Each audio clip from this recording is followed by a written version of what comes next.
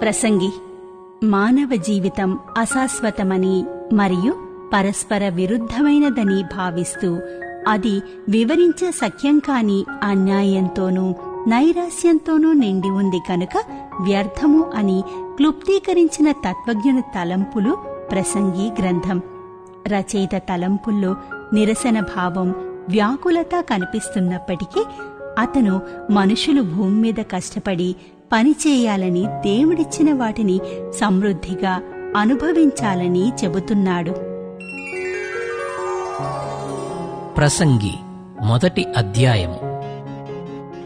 దావీదు కుమారుడును యెరూషలేములో రాజునై ఉండిన ప్రసంగి పలికిన మాటలు. వ్యర్థము వ్యర్థమని ప్రసంగి చెప్పుచున్నాడు.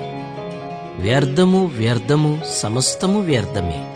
సూర్యుని క్రింద నరులు పడుచుండు పాటు అంతటి వలన వారికి కలుగుచున్న లాభమేమి? తరము వెంబడి తరము గతించిపోవచ్చున్నది. భూమి ఒకటే ఎల్లప్పుడూ నిలుచున్నది. సూర్యుడు ఉదయించును, సూర్యుడు అస్తమించును. తాను ఉదయించు స్థలము మరల చేరుటకు త్వరపడును. గాలి దక్షిణమునకు పోయి ఉత్తరమునకు తిరుగును. ఇట్లు మరల మరల తిరుగుచు తన సంచార మార్గమున తిరిగి వచ్చును. నదులన్నీయు సముద్రములో పడును, అయితే సముద్రము నిండుటలేదు. నదులు ఎక్కడ నుండి పారివచ్చునో అక్కడికే అవి ఎప్పుడునూ మరలిపోవు. ఎడతెరపి లేకుండా సమస్తము జరుగుచున్నది. మనుష్యులు దాని వివరింపజాలరు. చూచుట చేత కన్ను తృప్తి పొందకున్నది, వినుట చేత చెవికి తృప్తి కలుగటలేదు.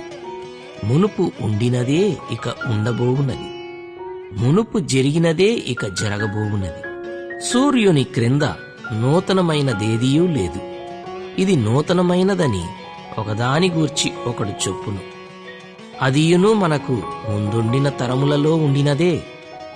పూర్వులు జ్ఞాపకమునకు రారు, పుట్టబోవు వారి జ్ఞాపకము ఆ తరువాత నుండబోవు వారికి కలుగదు.